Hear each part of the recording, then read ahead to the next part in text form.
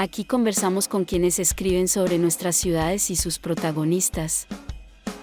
Esto es Terraza, con Nicolás Valencia. Hola, ¿qué tal? Hoy conversamos con Elisa Silva, autora de Puro Espacio, Transformaciones del Espacio Público en Asentamientos Espontáneos de América Latina, publicado en inglés y en español por Actor Publishers en 2020. ¿Cómo estás, Elisa? Hola Nicolás, muy bien, gracias por la invitación. Qué bueno tenerte. Antes de saltar al libro, creo que es importante que quienes nos escuchan o que nos están viendo conozcan un poco sobre tu trayectoria, porque este libro de partida no existiría si no fuera por el Wheelwright Prize de que entregó Harvard 2011, si no me equivoco, que a su vez viene antes de un interés tuyo por los asentamientos informales. Entiendo que tu infancia fue en Venezuela, pero desarrollaste tu formación académica en Estados Unidos y en 2007 volviste a Caracas. Cuéntanos qué te llevó a volver. Sí, con gusto. Efectivamente, pequeña, viví en Venezuela hasta los 12 años y mi formación eh, primaria, parte y secundaria y luego la universidad fue en los Estados Unidos y bueno, los estudios los culminé en Harvard haciendo la maestría de arquitectura, la de 3 años y medio, 4 años cuando uno entra a la universidad como con un pregrado que no es arquitectura y eso para una audiencia latinoamericana es muy extraño porque el que hace una maestría es un segundo grado profesional, una segunda carrera profesional luego de haber hecho los 4, 5, a veces más años de arquitectura. En Harvard tuve a Alejandro Aravena como profesor en su primer semestre invitado a dar clases allá. Ese semestre él dio un curso que se llamó Otherwiseness, muy así, bastante alineado con lo que él termina haciendo, una aproximación elemental a la arquitectura, que es lo básico, que es la médula o la distilación máxima de una situación y cómo el diseño responde a ella de manera muy eficiente, ¿no? Desde la precariedad o desde lo escaso. Interesante el camino que luego tomó Alejandro, pero en ese taller la premisa era una emergencia y en Venezuela acababa de suceder un deslave muy importante, muy grave, muchas consecuencias que cambiaron un poco el camino para el país en realidad, que fue el deslave de Vargas en diciembre del 1999. Yo tomé ese espacio de investigación y de profundizar el taller en ese momento sobre lo que había sucedido y o sea, la catástrofe no fue tanto el deslave en sí, que es un fenómeno natural, sino el hecho de que hubiesen vecindades enteras autoconstruidas justo en los pasos de esas quebradas que venían desde el Ávila, mayormente hacia el Caribe, el lado de la costa. Y las fatalidades sucedieron en base a ello y me abrió como una curiosidad muy grande por entender ese urbanismo autoconstruido. Yo evito usar la palabra informal o asentamiento informal con mucho propósito, pero ese fue el inicio de una curiosidad y de una intriga y de casi que un deseo muy grande de entender podría ser la relevancia de nuestra profesión en lo que al final es un ámbito urbano enorme en Latinoamérica, ¿no? Y bueno, en el mundo. ¿Qué empezaste a hacer o a trabajar en Venezuela cuando volviste en el 2007? Cierto, en el 2007, entonces, en un barrio de Caracas, se llama La Morán, al oeste de la ciudad, me dediqué primero a visitar a observar, un poco gracias a una ONG que ya trabajaba ahí y a la invitación también de un tío mío muy comprometido con temas sociales. eh, Y luego eso devino en un taller de diseño en la Universidad Central de Venezuela, que fue el inicio como de una investigación más, bueno, muy experimental y abierta, que no se centró en lo absoluto en la vivienda, todo quizás menos la vivienda, y una apertura a entender los temas hídricos, el manejo de desechos sólidos, temas sociales entre las mujeres, algunas pertinentes a los temas de violencia y sociales de los jóvenes hombres. Pero nada, eso luego fue una exposición, fue una invitación de CAF, Banco de Desarrollo de América Latina, a presentar un proyecto de mayor envergadura. Y eso fue realmente importante, no porque se haya realizado, porque no llegó a ese fin, sino por tanto que me reveló en esa desconexión que existe entre lo que el profesional trabaja y propone y luego la concreción, ¿no? Por temas políticos, también por temas de otros actores. Y bueno, como decimos, me llevé las tablas en la cabeza al final de ese intento, pero justo coincidió con el premio Wheelwright en el 2011. Y a partir de ahí entonces viajé en Latinoamérica, visité muchas barriadas, muchas vecindades autoconstruidas bueno, desde Chile hasta México, que, que me dieron más herramientas y más posibilidades de tener una respuesta a esos retos que cualquier aproximación a una vecindad autoconstruida sobre todo tenía en esos primeros años 2000 en Venezuela y bueno, y que sigue teniendo para muchos efectos. O sea, fue bonito todas esas experiencias, entender la envergadura, la parte financiera, el rol de la sociedad y la vecindad local, eh, el tamaño de los presupuestos que variaban muchísimo y daban como unas señas de dónde uno, sin necesariamente tener el apoyo del Estado, tenía todavía una gran oportunidad y relevancia, ¿no? en acompañar procesos de transformación. Hola, hacemos esta breve pausa para invitarte a que nos sigas en Spotify y nos evalúes con 5 estrellas. O bien, nos veas en YouTube y te suscribas y nos des un like. Sigamos.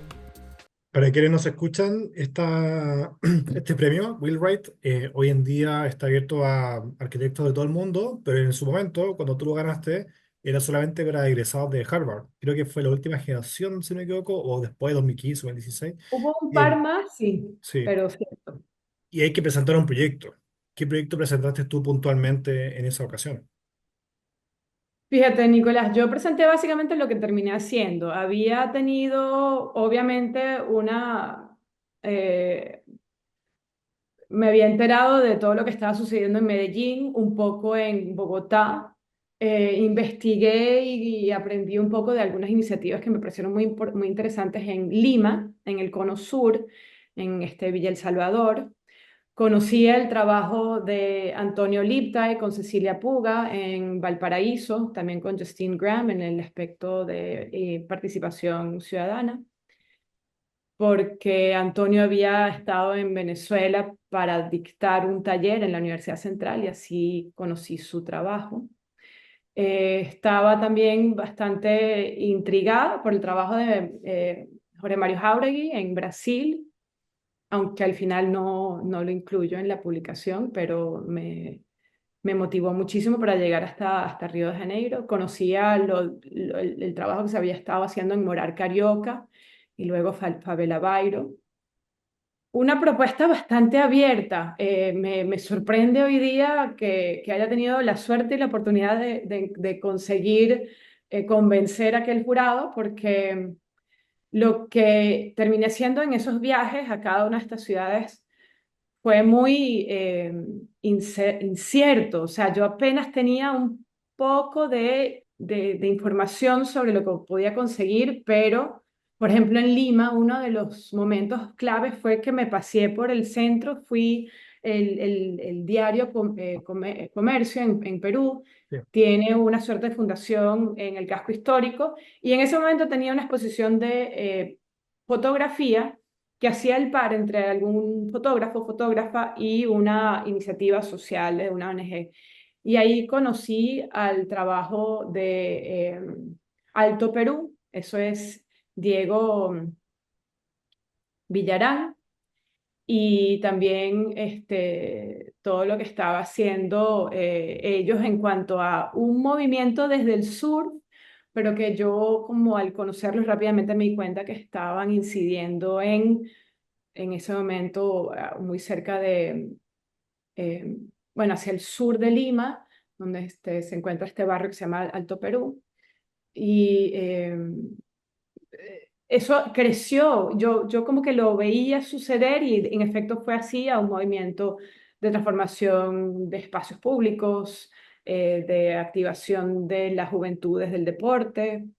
Fue muy, muy, muy bonito. Otro que conocí también aleatoriamente por estar paseando en Río de Janeiro y luego la intriga de conocer más fue el movimiento que se llama Afro Reggae, que tienen 3 sedes, uno en Cantagalo, uno en Vicario Gerao y uno en el centro de Río, que es absolutamente ejemplar, increíble. Fueron 2 artistas que comenzaron en Vicario Gerao, muy preocupados de la tendencia a la juventud a entrar en bandas delictivas, y desde el arte montaron todo un movimiento de incorporar a la juventud en movimientos artísticos, música, crear, componer. Tienen hoy ya espacios para danza, para conciertos, para enseñar, para mezclar música. Y son experiencias que de no haber estado por mucho tiempo en cada ciudad, no hubiera encontrado, porque inclusive los contactos que tenía, por más increíbles personas que fueran, no sabían apuntarme en esta dirección, ¿no? Y de intrepidez de mi lado, porque Claro. las aproximaciones fueron siempre individual, casi siempre yo sola, y hoy día lo entiendo como algo muy natural, pero en ese momento, en el 2011, todavía, no sé, o sea, el estigma y el miedo asociado con cualquier lugar autoconstruido, yo por lo menos lo percibía en ese momento muy mayor. Y lo interesante también es que esas experiencias, aunque fueron las que decanté luego de ver infinidad de proyectos, de iniciativas que van desde hospitales y colegios hasta centros culturales, proyectos de reforestación, intervenciones paisajísticas, siguen hoy día informando la práctica y los proyectos que estamos realizando desde la oficina. Han sido como un compendio, una colección de referencias, sobre todo por eso, porque tuve la oportunidad de indagar en profundidad y entender no solamente el aspecto formal, que quizás es el menos interesante, sino la parte operativa, cómo se sostienen en el tiempo, cómo se financian, cómo en su momento lograron cohesionar a todos los actores para lograr aterrizar lo que era siempre una idea. 2011 está este premio Will Wright. Ya mencionaste un poco intuitivo, el premio, para quienes no saben, apunta también a que quien lo gane viaje. Faltan en ese entonces 5 años para que Aravena gane el Pritzker, eh, para que también sea director de la Bienal de Venecia. No estaba tan, bueno, mismo caso de Medellín, que se conocía, pero era muy de nicho aún, no estaba como explotado en medios de comunicación. Entonces se entiende un poco esta escena que planteas tú, un poco intuitiva. Y en este libro, en Puro Espacio, aparece el ejemplo de Guayaquil, Medellín, Buenos Aires, Caracas, Río de Janeiro, que ya mencionaste, Lima, que también mencionaste, Ciudad de México, Valparaíso. Pero no es un catálogo. Tú eres clara en decir esto no es una forma de lleguen y copien, sino que esto es más amplio. ¿Qué es para ti este libro? Wow, es una bella pregunta, Nicolás, te la agradezco. Yo tuve un reto enorme en tratar de decantar qué de todo lo que había aprendido y experimentado tenía algún valor, ¿no? Siento que la conversación en torno al urbanismo autoconstruido muy automáticamente se va hacia la vivienda. Es casi, o sea, no deja de sorprenderme cómo gente que me conoce un poco desde otra profesión pueden muy rápidamente decir, bueno, Elisa es una experta en vivienda, que no podría ser más incierto, ¿no?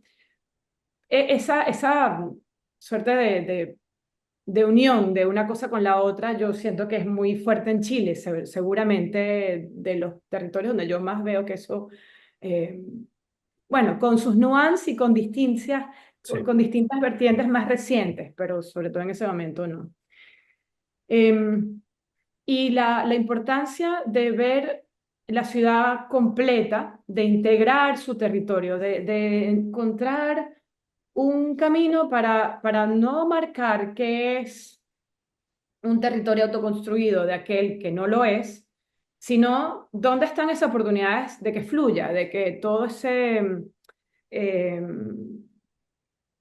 esas delimitaciones mentales en los mapas urbanos que tenemos se confundan y se diluyan un poco. Y sin duda, el espacio público es fundamental en ello. Y la forma en que yo intento representar esas oportunidades donde un espacio pudiese diluir e integrar, es lo que me interesaba al final comunicar.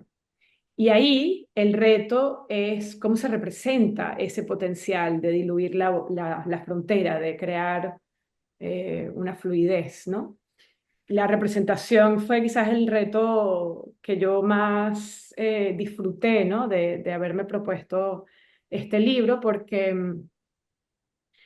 de ninguna manera la fotografía te podía dar pistas, ¿no? De lo que está sucediendo, sobre todo algunos momentos que atraviesas territorios. Un ejemplo que me encanta es el de Chapó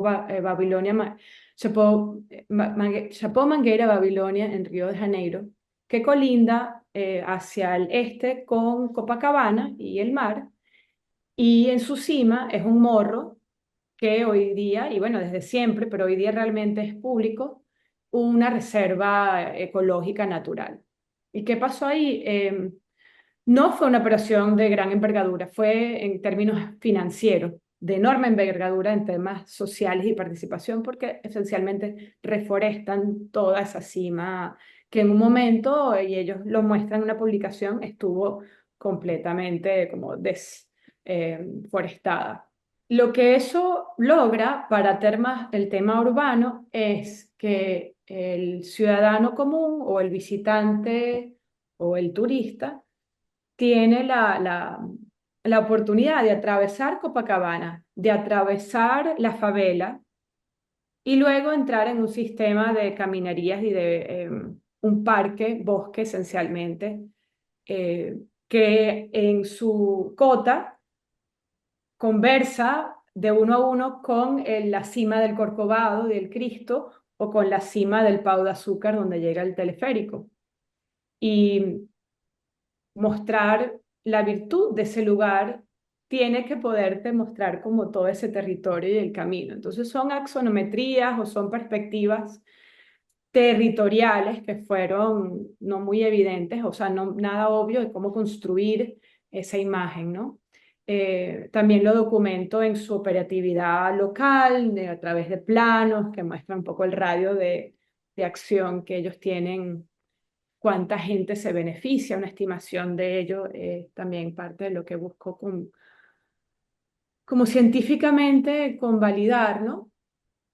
Pero yo creo que es eso, es al final poder empezar, y yo hoy día te podría decir que escribiría el libro de otra manera, sin duda, pero poder empezar a conversar sobre una afectación de escala, de pensar en qué se transforma, donde mucho de ello ya preexiste y pasa a tener una interpretación apenas diferente, un camino que atraviesa la favela, pero que también es el inicio de un acceso a una caminería en un bosque, es la misma caminería, pero su significado a nivel urbano se ha transformado, ¿no?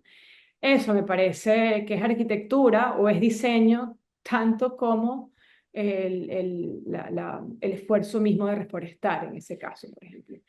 y en otros donde creo que la lectura formal local, por ejemplo, el Malecón Salado, que es esta suerte de caminería sobre el borde de unos barrios autoconstruidos en Guayaquil.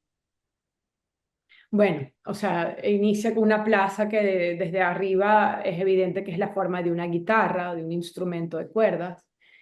Y bueno, la caminería tiene unas arcadas que te pueden o no gustar.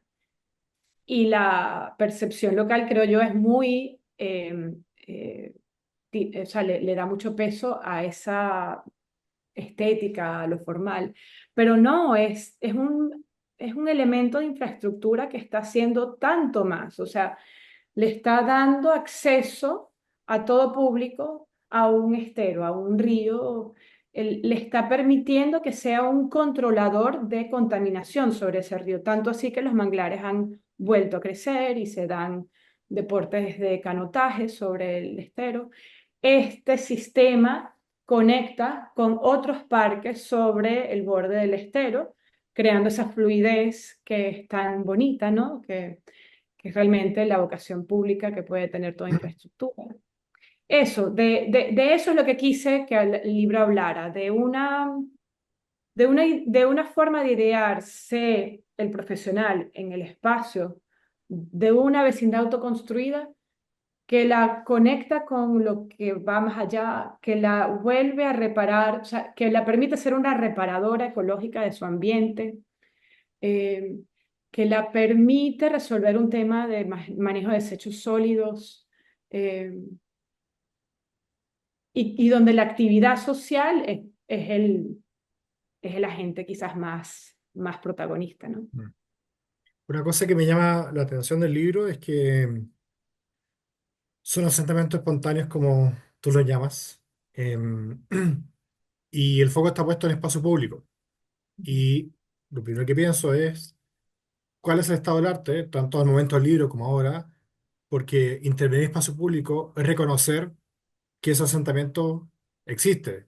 Obviamente sabemos que existe, pero a nivel de Estado, reconocer que ese movimiento es parte de la ciudad.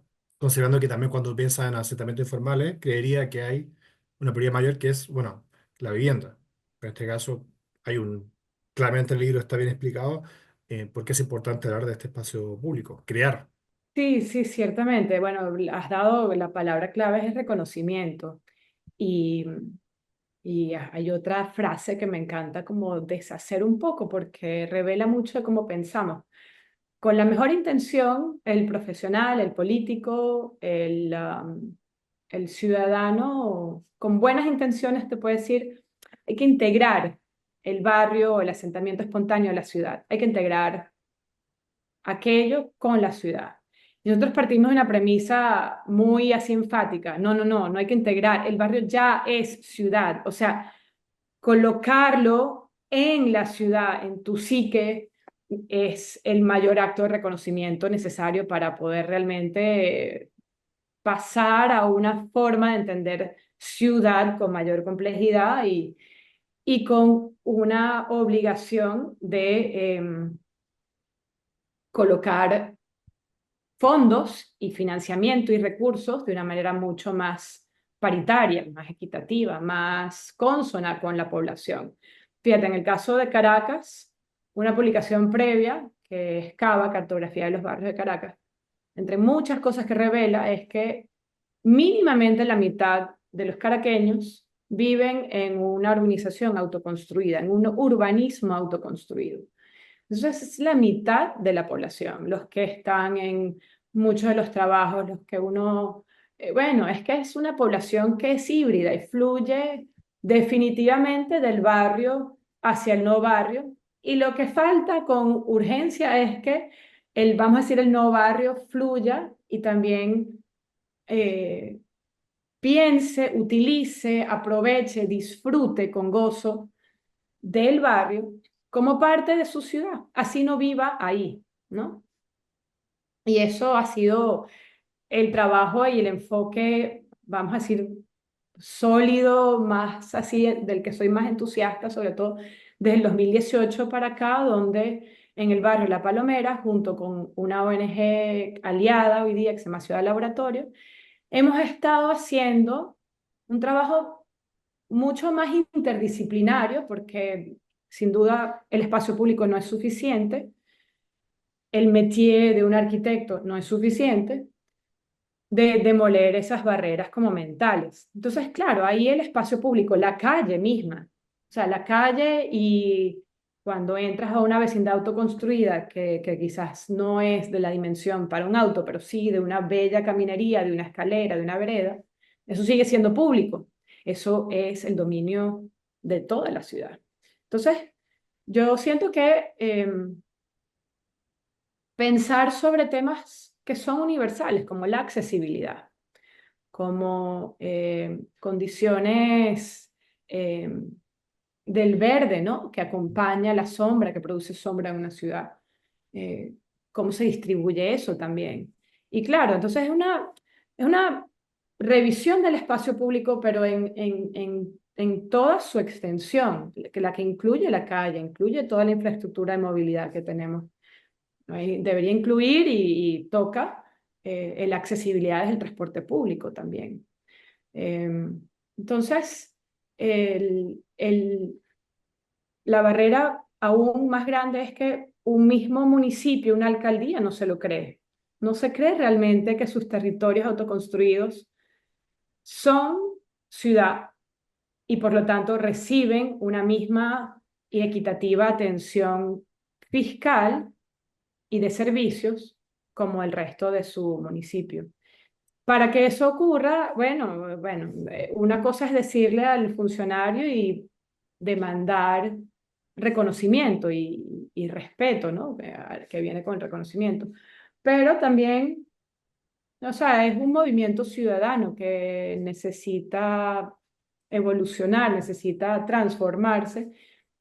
Y ahí es donde yo creo que el arquitecto con un entendimiento interdisciplinar tiene también mucho que aportar en producir representaciones de esta ciudad que es completa. O sea, y un ejemplo fue nuestra pieza para la Bienal de Venecia, que mostraba las caminerías, las escaleras, los espacios públicos, los jardines de la Palomera, vaciando todo lo construido. O sea, era una pieza flotante, una maqueta a escala 1:30, que en el medio de Venecia, que también es autoconstruida hasta un punto importante, orgánica, donde su espacio público tiene una morfología muy similar a la que puede tener un barrio como La Palomera, salvo que La Palomera tiene pendiente y bueno, Venecia es bastante plana. Esa representación, representarse el barrio como un territorio de la ciudad, pero representar a toda una constitución amplia, que en efecto eso es así, puede ser trascendental en cambiar como esas premisas que siguen con la buena intención de incluir al barrio, pero quizás con ese paso adicional que es reconocer que el barrio es ciudad ya por su naturaleza, ya por toda la envergadura y los recursos invertidos en ellos, ya por la población que vive ahí, etcétera, etcétera. Y que además es súper divertido, que además en un barrio se juegan bolas criollas o la petanca o bachi, dependiendo cómo uno le dice, que hay unas formas de festejar, de celebrar, de incorporar la música y la danza, donde se baila en la calle. Eso lo dice Cho Carvajal, con quien trabajo mucho, y dice, bueno, en el barrio se baila en la calle, y ¿por qué no en el resto de la ciudad puede la gente sentir esa libertad, ¿no? Mm. Hay toda clase de experiencias, de aprendizajes que aporta una vecindad autoconstruida, que yo invito constantemente a la gente a tener mayor curiosidad y ir a conocer a sus vecinos. No desde, como dice John Turner con mucha claridad, no desde la piedad, no desde una piedad mal ubicada, sino desde la curiosidad y desde un deseo como de ampliar tu mapa mental de la ciudad. Mm. Sí, claro, hay desconocimiento, desconfianza, que son sentimientos comunes, creo, en las ciudades de Latinoamérica. Hay un tema con el lenguaje que tú tienes muy desarrollado, que también aparece en el libro. Claro, esto de integrar algo que ya existe, como que no me he dado cuenta que también yo mismo lo digo. Antes de terminar, que nos queda poco tiempo, Elisa, en estos casos, obviamente muy distintos en Río de Janeiro, de Medellín, de Santiago, de Buenos Aires. ¿Cuál o cuál ha sido en general el enfoque que ha tenido el Estado en esos casos? Porque claramente se comporta de forma distinta, también considerando los porcentajes de pobreza o de asentamientos espontáneos que tiene cada ciudad. Sí, buenísima pregunta. Sí, varía, efectivamente. O sea, la presencia de Medellín, por ejemplo, de los recursos a los cuales accede Medellín por virtud de su empresa pública de servicios, la EPM, Empresa Pública de Medellín, eh, permite que la ciudad, que el ayuntamiento, que la alcaldía de Medellín se pueda proponer esa aproximación. No deja de ser increíble y loable, pero es una presencia municipal muy, muy fuerte, ¿no? Donde se ha unificado la expresión, por ejemplo, del mobiliario, donde hay una suerte de conciencia dentro de la ciudad de cuánto pesa la institución en cada recinto, ¿no? O sea, los parques bibliotecas o las UBAs o un centro cultural como el Centro Cultural Moravia. Y eso tiene esta dificultad, vamos a decir, que es que las demás ciudades luego se lamentan de no tener esos recursos y esa voluntad política y se frenan, o sea, se poco lava la mano el profesional también diciendo, bueno, no hay política que respalde una aproximación hacia la transformación de la ciudad que dé fe de un territorio autoconstruido y entonces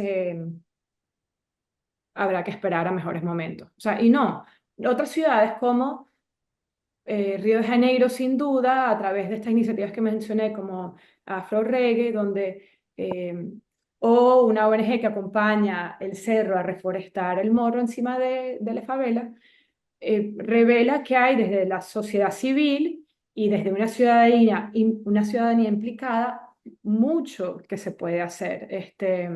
Yo no creo que las caminerías, por ejemplo, que se financian en el caso de Valparaíso, en Cerro El Pino y Cerro El Toro, por más hermosas y estéticamente muy bien logradas que estén, son la diferencia que dignifica a un territorio autoconstruido. Y en este caso hubo recursos y muy bien que los hayan eh, ubicado y que se hayan utilizado para un buen fin, pero yo rescato y celebro y le quiero dar mucho volumen a estas iniciativas de menores recursos que no vienen necesariamente respaldados por un Estado fuerte, porque producen una diversidad muy interesante. En vez de esa lectura de un mobiliario homogéneo, se va expresando cada territorio desde el ciudadano que lo habita.